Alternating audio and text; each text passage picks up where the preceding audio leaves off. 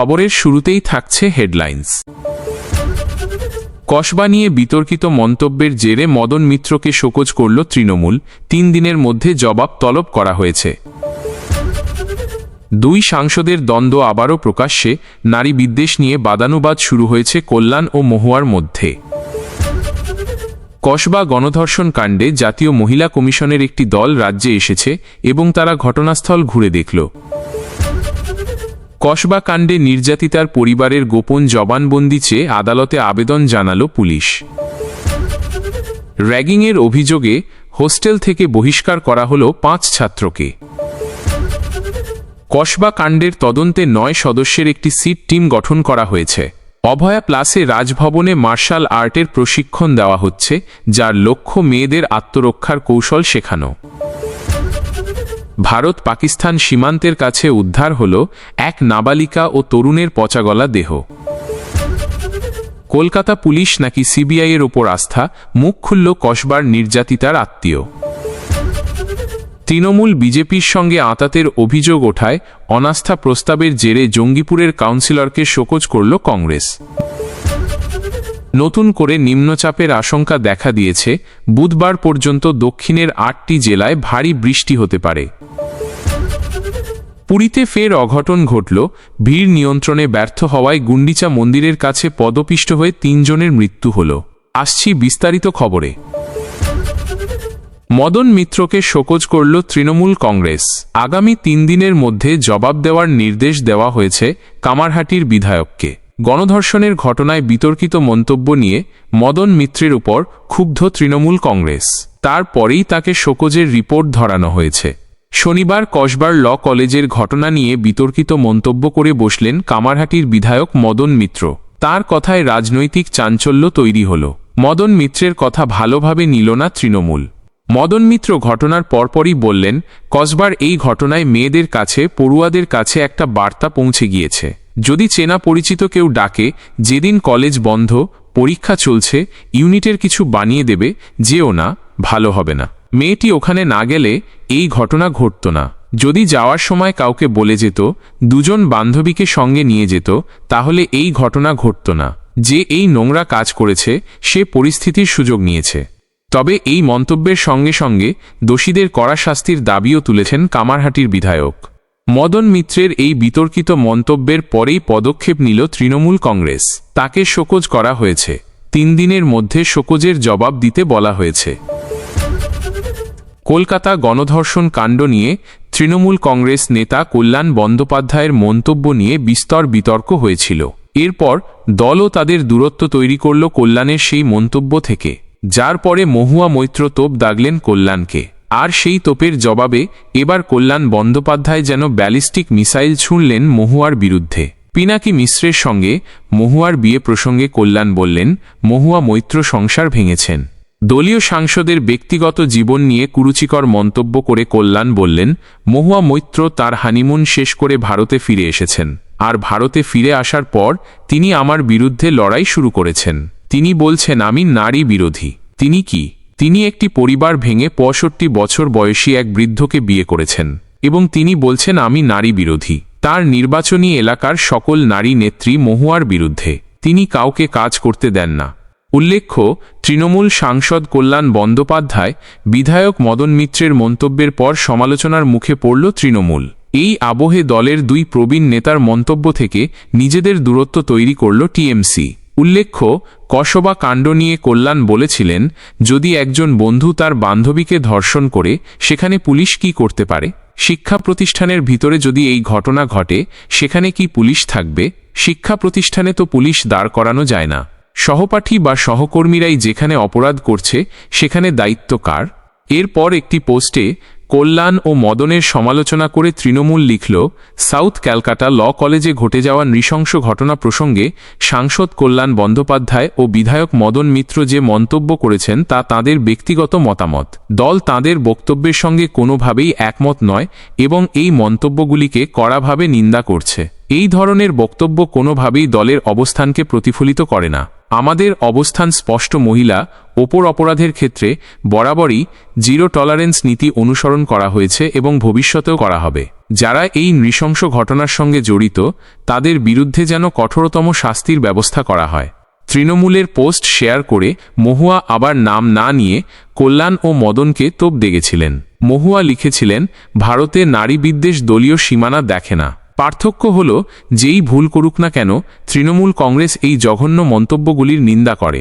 সেই খোঁচার জবাবে এবার বিলো দ্য বেল্ট পাঞ্চ মারলেন কল্যাণ। কসবা কাণ্ডে জাতীয় মহিলা কমিশনের হস্তক্ষেপ। শহরে এসে ল কলেজে গেলেন মহিলা কমিশনের সদস্য অর্চনা মজুমদার। ঘটনাস্থল ঘুরে দেখলেন। নির্যাতিতার সঙ্গে দেখা করতে না পেরে পুলিশের ভূমিকা নিয়ে প্রশ্ন তুললেন তিনি। কসবা গণধর্ষণ কাণ্ডে উত্তাল রাজ্য। সেই আবহে আজ রবিবার শহরে এসে ল কলেজে গিয়ে ঘটনাস্থল ঘুরে দেখলেন জাতীয় মহিলা কমিশনের সদস্যরা। ঘটনাস্থলে গেলেন সদস্য অর্চনা মজুমদার সহ আরও 2 জন। কিন্তু প্রথমে পুলিশ তাকে ঢুকতে বাধা দিল বলে অভিযোগ। পুলিশ সূত্রে জানা গেল, মহিলা কমিশনের সদস্য ক্রাইম সিন পরিদর্শনের পাশাপাশি ঘটনাস্থলের ছবি ও ভিডিও করতে চাইলেন। তা করা যাবে না বলে জানিয়ে দিল পুলিশ। পরে ছবি না তোলার শর্তে তাকে ভিতরে ঢুকতে দেওয়া হলো। তবে যে ঘরগুলি তদন্তের স্বার্থে বন্ধ করা হয়েছে তা খোলা হলো না। ঘটনাস্থল ও কলেজ চত্বর ঘুরে দেখার পর নির্যাতিতার সঙ্গে দেখা করতে চাইলেন অর্চনা মজুমদার। পুলিশের তরফে জানানো হলো, নির্যাতিতা কোথায় তা তারা জানেন না। এরপরই পুলিশের ভূমিকা নিয়ে প্রশ্ন তুললেন অর্চনা। বললেন, কমিশন নির্যাতিতার সঙ্গে দেখা করতে চাইলে তাকে লুকিয়ে রাখা হয়েছে। কিছু অসুবিধা হতে পারে বলেই লুকিয়ে রাখা হলো। নির্যাতিতার পাশে সবসময় রয়েছে কমিশন। এদিকে শাসক দলের অভিযোগ, হাথরস, উন্নাও সহ বিজেপি শাসিত রাজ্যে গণধর্ষণ বা ধর্ষণ হলে তখন জাতীয় মহিলা কমিশনকে খুঁজে পাওয়া যায় না। কসবা কাণ্ডে পুলিশ সব ব্যবস্থা গ্রহণ করেছে। 3 মূল অভিযুক্তকে গ্রেপ্তার করা হয়েছে। 1 নিরাপত্তা রক্ষীকেও গ্রেপ্তার করা হয়েছে। ঘটনার তদন্তে সিট গঠন করা হয়েছে। কাউকে ছাড়া হবে না বলে জানালো শাসক দল তৃণমূল। মহিলা কমিশনের রাজ্যে আসা নিয়ে মন্ত্রী চন্দ্রিমা ভট্টাচার্য বললেন, জাতীয় মহিলা কমিশন নিরপেক্ষ সংস্থা। সেটা যেন রাজনীতির জায়গা না হয়ে ওঠে। ওদের বাংলায় আসতে ভালো লাগে, আসুক। কাউকে বাধা দেওয়া হয়নি। আমাদের মুখ্যমন্ত্রী কাউকে বাধা দেন না। রথযাত্রায় ফের বড়সড় দুর্ঘটনা। পুরীতে মাত্র একদিনের ব্যবধানে আবারও পুণ্যার্থীদের মৃত্যু। এবারের ঘটনাস্থল গুন্ডিচা মন্দির। রবিবার ভোরবেলা গুন্ডিচা মন্দিরের কাছে জগন্নাথ দেব, বলরাম এবং সুভদ্রাকে রথে আসীন অবস্থায় দেখার জন্য কাতারে কাতারে পুণ্যার্থীরা ভিড় জমাল। তখনই পদপিষ্টের পরিস্থিতি তৈরি হল। এই ঘটনায় এখনও পর্যন্ত 3 জনের মৃত্যুর খবর পাওয়া যাচ্ছে। আহত প্রায় 50 জন। রথযাত্রার দিন মন্দির থেকে রথে চেপে গুন্ডিচা মন্দিরে মাসির বাড়িতে আসেন জগন্নাথ, বলরাম এবং সুভদ্রা। এদিন তাদের রথ থেকে মন্দিরে প্রতিষ্ঠা করানোর কথা। সেই উপলক্ষে এদিন ভোর 4:30 থেকেই গুন্ডিচা মন্দিরের কাছে ভক্তদের ভিড় জমতে শুরু করল। স্থানীয় পুলিশ প্রশাসন সূত্রে খবর, ওই সংকীর্ণ পরিসরে রীতি পালনের জন্য সামগ্রী নিয়ে গাড়ি এসে দাঁড়ালেই হুড়োহুড়ি পড়ে গেল। ভিড় নিয়ন্ত্রণের জন্য তৈরি করা ব্যারিকেড পর্যন্ত ভেঙে গেল। মুহূর্তের মধ্যে চরম বিশৃঙ্খলা দেখা দিল। পুলিশ সূত্রে খবর, রবিবার ভোর 4:20 নাগাদ এই ঘটনা ঘটল। পুলিশ দ্রুত পরিস্থিতি নিয়ন্ত্রণে আনার চেষ্টা করল। আহতদের দ্রুত উদ্ধার করে হাসপাতালে পাঠানো হলো। ইতিমধ্যেই মৃতদেরও শনাক্ত করা হয়েছে। জানা গেল, মৃত প্রমকান্ত মহান্তি, বাসন্তী সাহু এবং প্রভাতী দাস 3 জনেই ওড়িশার খুর্দা জেলার বাসিন্দা। এই ঘটনায় দুঃখ প্রকাশ করেছেন রাজ্যের আইনমন্ত্রী পৃথ্বীরাজ হরিচন্দন। দুর্ঘটনার কারণ জানতে বিভাগীয় তদন্তের নির্দেশ দিয়েছেন তিনি। স্থানীয়দের দাবি, ভিড় সামাল দেওয়ার জন্য প্রশাসন যথাযথ ব্যবস্থা নেয়নি। পুলিশ কর্মীর সংখ্যাও ছিল কম। পাল্টা ওড়িশার মন্ত্রীর বক্তব্য, এবছর আবহাওয়া ভালো থাকায় প্রায় 1.5 গুণ বেশি ভিড় হয়েছে, তাই ভিড় নিয়ন্ত্রণ করতে সমস্যা হলো। এর আগে রথের দিনও পদপিষ্টের পরিস্থিতি তৈরি হয়েছিল পুরীতে। বলরামের রথ তালধ্বজ এগোতে শুরু করতেই একবারে শোয়ে শোয়ে ভক্ত ছুটে গেল রথের দড়ি ধরবে বলে। তাতেই তৈরি হলো চরম বিশৃঙ্খলা। ভিড়ের চাপে পড়ে গিয়ে প্রায় 500-এরও বেশি ভক্ত আহত হয়েছে বলে খবর। ভিড়ে অনেকেই অসুস্থ হয়ে পড়েছেন বলে জানা গেল। অনাস্থা প্রস্তাবের জেরে এবার দলের কাউন্সিলরের বিরুদ্ধে কড়া পদক্ষেপের পথে কংগ্রেস। জঙ্গিপুর পুরসভার 4 নম্বর ওয়ার্ডের কাউন্সিলর জুম্মা খানকে শোকজ করল হাত শিবির। অভিযোগ, দলের সঙ্গে কোনো রকম আলোচনা না করে বিজেপি ও তৃণমূলের সঙ্গে হাত মিলিয়ে অনাস্থা প্রস্তাবে স্বাক্ষর করেছেন জুম্মা, যার জেরেই তার বিরুদ্ধে পদক্ষেপের পথে দল। পুরভোটে 21টি ওয়ার্ডের জঙ্গিপুর পুরসভায় জয় ছিনিয়ে এনেছিল তৃণমূল। চেয়ারম্যান হলেন মফিজুল ইসলাম। কিন্তু এই পুরবোর্ড নিয়ে গত 1 বছর ধরে বিতর্ক লেগেই ছিল। এই পরিস্থিতিতে গত বৃহস্পতিবার শাসক দলের 8 জন ও বিরোধী দলের 3 জন কাউন্সিলর চেয়ারম্যানের বিরুদ্ধে অনাস্থা প্রস্তাব আনলেন। অভিযোগ তোলা হল, উন্নয়নের কাজে বাধা দেওয়া হচ্ছে, পুরবোর্ড ঠিকমতো কাজ করছে না। এই তালিকায় ছিলেন কংগ্রেস কাউন্সিলর জুম্মা খান। দলের সঙ্গে কোনো রকম আলোচনা না করে এই প্রস্তাব আনার জেরে এবার তাকে শোকজ করল হাত শিবির। শনিবার এই ইস্যুতে নোটিশ জারি করল মুর্শিদাবাদ কংগ্রেস, যেখানে বলা হয়েছে জঙ্গিপুর পুরসভার চেয়ারম্যান মফিজুল ইসলামের বিরুদ্ধে তৃণমূল ও কংগ্রেসের তরফে আনা অনাস্থা প্রস্তাবে স্বাক্ষর করেছেন আপনি। এই পদক্ষেপের আগে দলের সঙ্গে কোনো আলোচনা করা হয়নি। দলের অনুমতি ছাড়া এমন অযাচিত পদক্ষেপ দলের ভাবমূর্তিকে আঘাত করেছে। ফলে দলীয় শৃঙ্খলা ভঙ্গের অভিযোগে আপনাকে আগামী 7 দিনের মধ্যে কারণ দর্শানোর নির্দেশ দেওয়া হচ্ছে। অনুমান করা হচ্ছে শীঘ্রই অভিযুক্ত ওই কাউন্সিলরের বিরুদ্ধে কড়া পদক্ষেপ নেবে কংগ্রেস। এদিকে অনাস্থা প্রস্তাব প্রসঙ্গে জঙ্গিপুর পুরসভার চেয়ারম্যান মফিজুল ইসলাম বললেন, শহরের কাজ ভালোই চলছিল, রাস্তাঘাট সব উন্নত হয়েছে। হ্যাঁ, আবর্জনা ফেলার জায়গা নিয়ে একটা সমস্যা রয়েছে, সেটাও ঠিক হয়ে যাবে। অনাস্থার বিষয়টি দলকে জানিয়েছি, দল যা সিদ্ধান্ত নেওয়ার নেবে। জঙ্গিপুরের এই সমস্যার নেপথ্যে বিধায়ক ও চেয়ারম্যানের সংঘাতকে দায়ী করছে ওয়াকিবহাল মহল। অভিযোগ, স্থানীয় বিধায়কের সঙ্গে চেয়ারম্যানের ঝামেলার দীর্ঘদিনের। বিধায়ক বিভিন্ন অনিয়মের কথা উল্লেখ করে চেয়ারম্যানের বিরুদ্ধে মুখ খুলেছিলেন। অনুমান, বিধায়ক ঘনিষ্ঠরা যার জেরেই এই অনাস্থা প্রস্তাব আনলেন। বঙ্গোপসাগরে ফের নিম্নচাপের সম্ভাবনার কথা জানালো আলিপুর আবহাওয়া দফতর। হাওয়া অফিসের পূর্বাভাস, সোমবার থেকেই তৈরি হতে পারে এই নতুন নিম্নচাপ সিস্টেম। এর প্রভাবে দক্ষিণবঙ্গের একাধিক জেলায় সপ্তাহজুড়ে ভারী থেকে অতি ভারী বৃষ্টির আশঙ্কা রয়েছে। ইতিমধ্যেই সমুদ্র উত্তাল থাকার সতর্কতা দিয়ে রবিবার থেকেই মৎস্যজীবীদের সমুদ্রে যেতে নিষেধ করা হয়েছে। রবিবার থেকেই দক্ষিণবঙ্গের ঝাড়গ্রাম, পূর্ব ও পশ্চিম মেদিনীপুর, উত্তর ও দক্ষিণ 24 পরগনায় ভারী বৃষ্টির সতর্কতা জারি হয়েছে। বিশেষ করে দক্ষিণ 24 পরগনার কিছু অংশে অতি ভারী বৃষ্টির সম্ভাবনা রয়েছে। বৃষ্টির পরিমাণ 200 মিলিমিটার পর্যন্ত পৌঁছাতে পারে বলে আশঙ্কা করা হচ্ছে। এর ফলে ওই এলাকায় জারি করা হয়েছে কমলা সতর্কতা। এই দিনেই রাজ্যের অন্যান্য জেলাগুলিতেও বজ্র বিদ্যুৎ সহ মাঝারি বৃষ্টির সম্ভাবনা রয়েছে। দমকা হাওয়ার গতিবেগ ঘণ্টায় 30 থেকে 40 কিলোমিটার পর্যন্ত হতে পারে বলেও জানাচ্ছে আবহাওয়া দফতর। সোমবার থেকে বুধবার পর্যন্ত পূর্ব ও পশ্চিম মেদিনীপুর, ঝাড়গ্রাম, বাঁকুড়া ও হুগলিতে ফের অতি ভারী বৃষ্টির সম্ভাবনা রয়েছে। এই সব জেলাতেও নতুন করে দুর্যোগের কমলা সতর্কতা জারি করা হয়েছে। কলকাতা, হাওড়া, 2 বর্ধমান, দক্ষিণ 24 পরগনা, পুরুলিয়া, বীরভূম, নদিয়া ও মুর্শিদাবাদেও হালকা থেকে মাঝারি বৃষ্টি চলবে। সঙ্গে বজ্রবিদ্যুৎ ও ঝোড়ো হাওয়ার সম্ভাবনা উড়িয়ে দিচ্ছেন না আবহবিদরা। রবিবার দার্জিলিং, কালিম্পং ও জলপাইগুড়িতে বিক্ষিপ্তভাবে ভারী বৃষ্টির আশঙ্কা রয়েছে। সোমবার থেকে বুধবার পর্যন্ত জলপাইগুড়ি, আলিপুর দুয়ার ও দার্জিলিংয়ে ভারী বৃষ্টির পূর্বাভাস রয়েছে। বুধবার আলিপুর দুয়ারে ভারী বৃষ্টির সম্ভাবনা রয়েছে। বাকি উত্তরবঙ্গের জেলাগুলিতে বজ্রবিদ্যুৎ সহ হালকা থেকে মাঝারি বৃষ্টির সম্ভাবনা রয়েছে।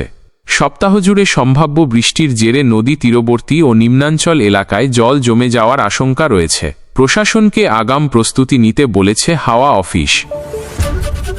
কসবার আইন কলেজে এক ছাত্রীকে গণধর্ষণ করা হয়েছে বলে অভিযোগ উঠল। ইতিমধ্যেই এই ঘটনার তদন্তে নেমেছে রাজ্য পুলিশ। 4 জনকে গ্রেফতারও করা হয়েছে। বিজেপি নেত্রী অগ্নিমিত্রা পাল নিজেই জানিয়েছেন তিনি এই ঘটনায় সিবিআই তদন্ত চান না। তিনি চান রাজ্য পুলিশই এই ঘটনার তদন্ত করুক। তবে এবার প্রশ্ন উঠছে, নির্যাতিতার পরিবার কি চাইছে? তাদের কি রাজ্য পুলিশের তদন্তে আস্থা রয়েছে, নাকি তারা চাইছেন এবার তদন্তে নামুক সিবিআই? এবার এ নিয়ে মুখ খুললেন নির্যাতিতা ছাত্রীর মামা। তিনি রবিবার জানিয়েছেন, কলকাতা পুলিশের তদন্তে আমাদের পূর্ণ আস্থা আছে, আমরা সিবিআই চাই না। আপনারা কি শাস্তি চাইছেন? সেই প্রশ্নের উত্তরে নির্যাতিতার আত্মীয় জানিয়েছেন তারা সর্বোচ্চ শাস্তি চাইছেন। আরজি করের প্রসঙ্গ উল্লেখ করে প্রশ্ন করার পরেও তিনি সাফ জানিয়ে দিলেন কলকাতা পুলিশেই তাদের আস্থা রয়েছে। এমনকি জাতীয় মহিলা কমিশন থেকেও তাদের সঙ্গে যোগাযোগ করা হয়েছিল। সেই প্রসঙ্গে তিনি জানিয়ে দিলেন, জাতীয় মহিলা কমিশন দেখা করতে আসুক, কিন্তু আপনি আসবেন আর সঙ্গে 200 সাংবাদিক আসবেন, এটা চাই না। এদিকে মদন মিত্র ও কল্যাণ বন্দ্যোপাধ্যায় পৃথকভাবে এই কসবা কাণ্ডকে ঘিরে এমন মন্তব্য করেছেন, যার জেরে স্বাভাবিকভাবেই অস্বস্তিতে পড়েছে দল। তবে এ নিয়ে নির্যাতিতার আত্মীয় অবশ্য কোনো মন্তব্য করতে চাইলেন না। কি চান সেই প্রসঙ্গে তিনি বললেন, তদন্ত হোক, শাস্তি পাক। এমনকি নির্যাতিতার শারীরিক পরীক্ষা প্রসঙ্গে তিনি বললেন, ঠিকই তো পরীক্ষা হয়েছে। সেই সঙ্গেই তিনি জানিয়েছেন, কোথাও কোনো হুমকি নেই, প্রশাসনের ওপর আস্থা রয়েছে। ভারত পাকিস্তান আন্তর্জাতিক সীমান্তের কাছ থেকে উদ্ধার হল দুজনের পচা গলা দেহ। রবিবার পুলিশের তরফে নাবালিকা এবং তরুণের দেহ উদ্ধারের ঘটনা স্বীকার করে নেওয়া হয়েছে। ঘটনাস্থল থেকে পাকিস্তানের সিম কার্ড থেকে শুরু করে মোবাইল ফোন এবং পরিচয়পত্র পাওয়া গেল। সেখান থেকে জানা গেল ওই তরুণের নাম রবি কুমার 18। নাবালিকার পরিচয় এখনও জানা যায়নি। পুলিশ সুপার সুধীর চৌধুরী জানিয়েছেন, জয়সলমীরের সাধেওয়ালা এলাকা থেকে শনিবার 2টি দেহ উদ্ধার হয়েছে। দেহের অবস্থা দেখে মনে করা হচ্ছে সপ্তাহখানেক আগে তাদের মৃত্যু হয়েছে। যেখানে দেহ উদ্ধার হয়েছে সেখান থেকে ভারত পাকিস্তান আন্তর্জাতিক সীমান্তের দূরত্ব 10-12 কিলোমিটার। পুলিশ সুপার বললেন, গতকাল সকালে স্থানীয় লোকজন থানায় এই খবর দিলেন। তারা জানালেন, ভারত পাকিস্তান আন্তর্জাতিক সীমান্ত থেকে কয়েক কিলোমিটার দূরে 2টি দেহ পাওয়া গিয়েছে। এরপর পুলিশের পাশাপাশি বিএসএফের আধিকারিকরা এলাকায় তদন্তে নামলেন। প্রাথমিকভাবে মনে হচ্ছে এই দুজনই পাকিস্তানের বাসিন্দা। পাকিস্তানের সিম কার্ড সহ একটি মোবাইল ফোনও পাওয়া গিয়েছে। তাদের দেহের পাশে একটি খালি বোতল পড়েছিল। ময়নাতদন্তের পরই মৃত্যুর আসল কারণ জানা যাবে। তারা ভারতে কিভাবে প্রবেশ করল সেটা এখনও স্পষ্ট নয় বলে জানিয়েছেন পুলিশ সুপার। তার প্রাথমিক অনুমান, এই দুজন অবৈধভাবে ভারতে ঢুকে আবার পাকিস্তানে ফেরার চেষ্টা করছিল। সে সময় তাদের প্রাণ গেল। গত কয়েকদিন ধরে এই এলাকায় ঝড় বৃষ্টি হচ্ছে, তার জেরেও এই দুজনের প্রাণ গিয়ে থাকতে পারে বলে মনে করা হচ্ছে। অন্য সম্ভাবনাও উড়িয়ে দেওয়া যাচ্ছে না। এলাকায় সিসিটিভি ক্যামেরা না থাকায় কোনো ফুটেজও পাওয়া যায়নি। এই দুজনের থেকে পরিচয়পত্রও পাওয়া গিয়েছে। সেগুলি 2023 সালে জারি করা হয়েছিল। সেগুলি বৈধ কি না তা খতিয়ে দেখা হচ্ছে। পুলিশের এই শীর্ষকর্তা আরও জানিয়েছেন, নাবালিকা ও তরুণের দেহ রামগড় কমিউনিটি হেলথ সেন্টারের মর্গে পাঠানো হয়েছে। সেখানে তাদের দেহের ময়নাতদন্ত হবে। বিএসএফ, জয়সলমীর পুলিশ এবং অন্য নিরাপত্তা এজেন্সিগুলি যৌথভাবে এই ঘটনার তদন্ত শুরু করেছে। সব দিক খতিয়ে দেখা হচ্ছে। আশপাশের গ্রামগুলি থেকে ওই দুজনের বিষয়ে জানার চেষ্টা চলছে। তাদের দুজনের সঙ্গে গ্রামে কারো যোগাযোগ ছিল কি না তা খতিয়ে দেখা হচ্ছে। তাদের ফোনের কল রেকর্ড দেখা হচ্ছে। আরজি কর কাণ্ডে অভিযুক্ত সঞ্জয় রায়ের সাজা ঘোষণার দিন সামাজিক ব্যাধি নির্মূলের বার্তা দিয়েছিলেন রাজ্যপাল সিভি আনন্দ বোস। তারও আগে রাজ্যের মেয়েদের ক্ষমতায়ন এবং নিরাপত্তা বৃদ্ধি করতে নানান কর্মসূচি গ্রহণের কথা জানিয়েছিলেন তিনি। সেই কর্মসূচির নাম দেওয়া হয় অভয়া প্লাস। এবার সেই অভয়া প্লাসের আওতায় বাচ্চাদের মার্শাল আর্ট শেখানো হচ্ছে। প্রাথমিকভাবে রাজভবনের স্টাফ কোয়ার্টারের ফ্রি প্রাইমারি স্কুলের পড়ুয়াদের মার্শাল আর্টের প্রশিক্ষণ চলছে। রাজ্যপালের বিশেষ দায়িত্বপ্রাপ্ত আধিকারিক এ নিয়ে বললেন, 2024 সালে রাজ্যপাল অভয়া প্লাস কর্মসূচি চালু করলেন, যার আওতায় মেয়েদের জন্য আত্মরক্ষার কোর্সের আয়োজন করা হচ্ছে। এই কর্মসূচির লক্ষ্য হল মেয়েদের ক্ষমতায়ন এবং নিরাপত্তা বৃদ্ধি করা। প্রাথমিক পর্যায়ে মার্শাল আর্ট শেখানো হচ্ছে। এশিয়ানা যোগ গবেষণা ইনস্টিটিউটের vice president black belt Nivedita Ghosh Raj Bhavan free primary স্কুলের শিক্ষার্থীদের মার্শাল আর্টের প্রশিক্ষণ দিচ্ছেন। রাজভবনের ফ্রি প্রাইমারি স্কুলে প্রথম থেকে চতুর্থ শ্রেণী পর্যন্ত পড়ানো হয়। সকাল ও দুপুরে দুবার স্কুল হয়। এই ধাপের প্রত্যেক আগ্রহী ছেলেমেয়েদের মার্শাল আর্টের প্রশিক্ষণ চলছে। গরমের ছুটির শেষ দিক থেকে এই প্রশিক্ষণ শুরু হয়েছে। আপাতত সপ্তাহে একদিন এই প্রশিক্ষণ চলছে। প্রাথমিক পর্যায়ে 3 মাসের সময় বেঁধে প্রশিক্ষণ শুরু হয়েছে।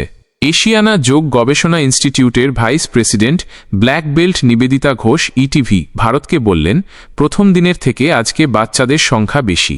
প্রায় প্রতিদিনই বাচ্চাদের মধ্যে আগ্রহ বাড়ছে।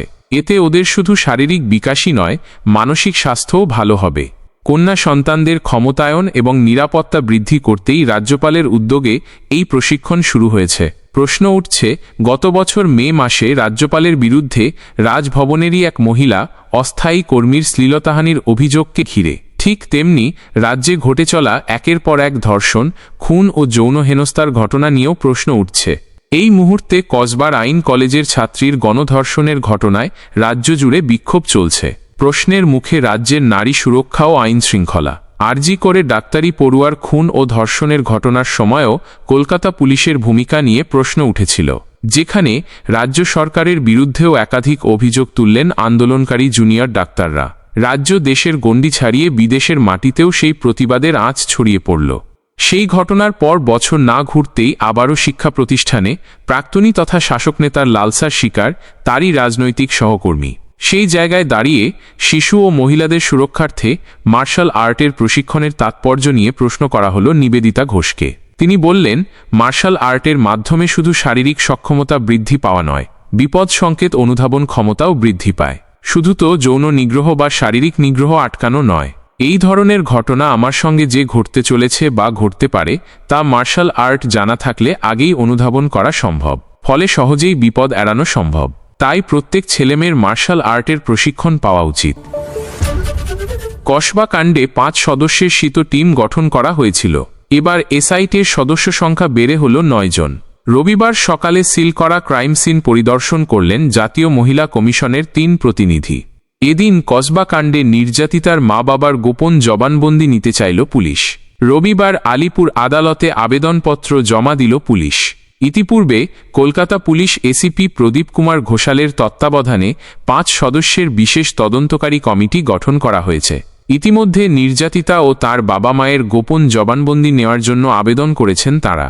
এই মামলায় এখনও পর্যন্ত মূল অভিযুক্ত সহ মোট 4 জনকে গ্রেপ্তার করা হয়েছে। এদের মধ্যে একজন প্রাক্তন ছাত্র, 2 জন কলেজের ছাত্র এবং একজন নিরাপত্তারক্ষী রয়েছে। মূল অভিযুক্ত মনোজিত মিশ্র টিএমসিপির ছাত্রনেতা ও প্রাক্তন সেক্রেটারি বলে জানা গেল। প্রসঙ্গত, কসবার আইন কলেজে গণধর্ষণের ঘটনা নিয়ে তোলপাড় শুরু হল।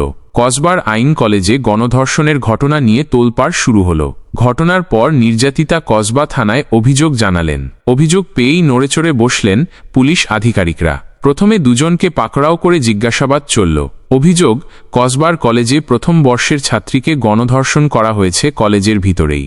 মূল অভিযুক্ত কলেজের প্রাক্তনী তথা তৃণমূল ছাত্র পরিষদের নেতা।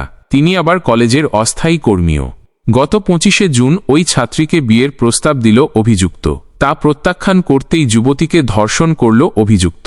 তাকে এই ঘৃণ্য অপরাধে সাহায্য করেছিল কলেজেরই 2 পড়ুয়া। 3 জনকেই গ্রেপ্তার করল পুলিশ। শনিবার সকালে কলেজের সরকারি নিরাপত্তারক্ষীকে গ্রেপ্তার করা হয়েছে। র্যাগিংয়ের অভিযোগে বহরমপুর কলেজের 5 ছাত্রকে হোস্টেল থেকে বেরিয়ে যাওয়ার নির্দেশ দিল কলেজ কর্তৃপক্ষ। মুর্শিদাবাদের বহরমপুর কলেজের অ্যান্টি র্যাগিং কমিটির সুপারিশ অনুযায়ী 4র্থ সেমিস্টারের 5 ছাত্রকে হোস্টেল থেকে বহিষ্কার করল কলেজ কর্তৃপক্ষ। জুনিয়র ছাত্রদের অভিযোগ অনুযায়ী কলেজ কর্তৃপক্ষ বহিষ্কার করল তাদের। যে সময় সামনে এসেছে সাউথ ক্যালকাটা ল কলেজের ঘটনা, যা নিয়ে তোলপাড় গোটা রাজ্য। অন্যদিকে ঠিক সেই সময়ই দেখা গেল বহরমপুর কলেজের র্যাগিংয়ের অভিযোগ। এই অভিযোগ কলেজেরই সিনিয়র ছাত্রদের বিরুদ্ধে। জুনিয়র ছাত্রদের অভিযোগ, বহরমপুর কলেজের যে সম্প্রীতি বয়েজ হোস্টেল রয়েছে সেখানে সিনিয়র ছাত্ররা জুনিয়রদের ওপর একাধিক নির্যাতন চালাত। জুনিয়রদের দিয়ে নিজেদের কাজ করানোও হতো। এই বিষয় দীর্ঘদিন চলার পর অবশেষে এটা নিয়ে অভিযোগ করা হলো ইউজিসির কাছে। ইউজিসির কাছে সেই অভিযোগ পেয়ে তড়িঘড়ি বৈঠকে বসল বহরমপুর কলেজ কর্তৃপক্ষ। বহরমপুর কলেজের প্রিন্সিপাল শান্তনু ভাদুরী বললেন, অভিযোগ পাওয়ার পর অভিযোগকারী এবং অভিযুক্তদের অ্যান্টি র্যাগিং কমিটির সামনে হাজির করানো হয়েছিল। ঘণ্টা কয়েক ধরে তাদের কথা শোনা হয়েছে। তারপর অ্যান্টি র্যাগিং কমিটি ওই 5 ছাত্রকে হোস্টেল থেকে বহিষ্কারের সুপারিশ করল। ওই সুপারিশ অনুযায়ী অভিযুক্ত 5 ছাত্রকে বহরমপুরের হোস্টেল ছেড়ে যেতে নির্দেশ দেওয়া হয়েছে। তবে তারা কলেজে যাতে পড়াশোনা চালিয়ে যেতে পারে সেদিকে লক্ষ্য রাখা হবে বলে জানালো কলেজ কর্তৃপক্ষ। কলেজের ভিতরে আর যেন এই ধরনের ঘটনা না ঘটে সেদিকেও নজর রাখা হবে বলে জানানো হয়েছে। কসবা কাণ্ডে নির্যাতিতার মা বাবার গোপন জবানবন্দি নিতে চাইল পুলিশ। রবিবার আলিপুর আদালতে আবেদনপত্র জমা দিল পুলিশ। কসবার আইন কলেজে গণধর্ষণের ঘটনা নিয়ে তোলপাড় শুরু হল। ঘটনার পর নির্যাতিতা কসবা থানায় অভিযোগ জানালেন। অভিযোগ পেয়েই নড়েচড়ে বসলেন পুলিশ আধিকারিকরা। প্রথমে 2 জনকে পাকড়াও করে জিজ্ঞাসাবাদ চলল। অভিযোগ, কসবার কলেজে প্রথম বর্ষের ছাত্রীকে গণধর্ষণ করা হয়েছে কলেজের ভিতরেই। মূল অভিযুক্ত কলেজের প্রাক্তনী তথা তৃণমূল ছাত্র পরিষদের নেতা। তিনি আবার কলেজের অস্থায়ী কর্মীও। গত 25শে জুন ওই ছাত্রীকে বিয়ের প্রস্তাব দিল অভিযুক্ত। তা প্রত্যাখ্যান করতেই যুবতীকে ধর্ষণ করল অভিযুক্ত। তাকে এই ঘৃণ্য অপরাধে সাহায্য করেছিল কলেজেরই 2 পড়ুয়া। 3 জনকেই গ্রেপ্তার করল পুলিশ। শনিবার সকালে কলেজের সরকারি নিরাপত্তারক্ষীকে গ্রেপ্তার করা হয়েছে। কসবা ল কলেজের তদন্তে সিট গঠন করল Kolkata police. Kolkata police ACP Pradip Kumar ঘোষালের তত্ত্বাবধানে 5 সদস্যের বিশেষ তদন্তকারী কমিটি গঠন করা হয়েছে। ইতিমধ্যে নির্যাতিতা ও তার বাবা মায়ের গোপন জবানবন্দি নেওয়ার জন্য আবেদন করেছেন তারা। এই মামলায় এখনও পর্যন্ত মূল অভিযুক্ত সহ মোট 4 জনকে গ্রেপ্তার করা হয়েছে। এদের মধ্যে একজন প্রাক্তন ছাত্র, 2 জন কলেজের ছাত্র এবং একজন নিরাপত্তারক্ষী রয়েছে। মূল অভিযুক্ত মনোজিত মিশ্র টিএমসিপির ছাত্রনেতা ও প্রাক্তন সেক্রেটারি বলে জানা গেল।